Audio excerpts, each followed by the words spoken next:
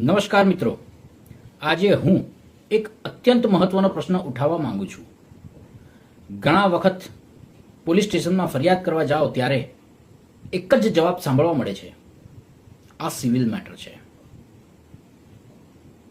મારો પ્રશ્ન છે, શું દરેક બાબતને સિવિલ કહીને પોલીસ જવાબદારીમાંથી દૂર રહી શકે?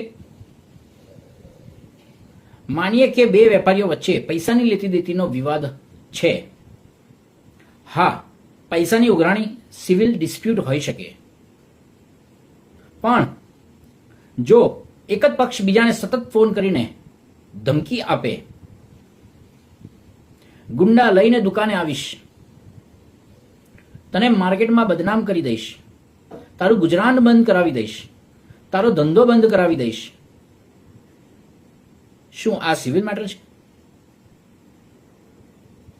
જો વેપારી ગ્રુપમાં ફ્રોડ, સ્કેમર, ચોર લખી મેસેજ વાયરલ કરવામાં આવે, શું આ સિવિલ મેટર છે?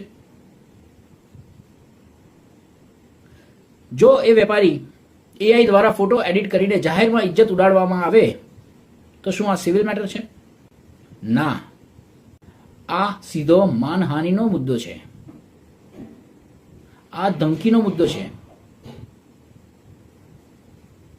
આ સાયબર હેરેસમેન્ટનો મુદ્દો છે. આ ફોજદારી ગુનાનો મુદ્દો છે. હું એક ઉદાહરણ આપું.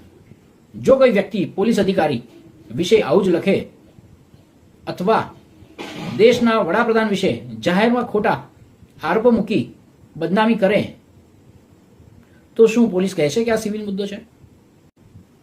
આ સિવિલ મેટર છે કે તરત જ કાયદાકીય કાર્યવાહી થશે?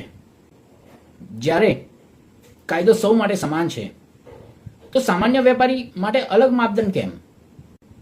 અમે માત્ર એટલું માંગીએ છીએ કે નિષ્પક્ષ તપાસ કરો, પુરાવા જુઓ, અને જો ગુનો બને તો એફઆઈઆર નોંધો. સિવિલ મેટર શબ્દ કાયદાની ઢાલ બનીને ક્રિમિનલ ઓફેન્સને બચાવવા ઉપયોગ ન થવો જોઈએ. આ જ વાત પોલીસ ઇન્સ્પેક્ટરશ્રીને જણાવેલ, પરંતુ સિવિલ મેટર, આવો બનાવ, આવી હકીકત ઘણા બધા લોકો જોડે બની હશે. ધન્યવાદ.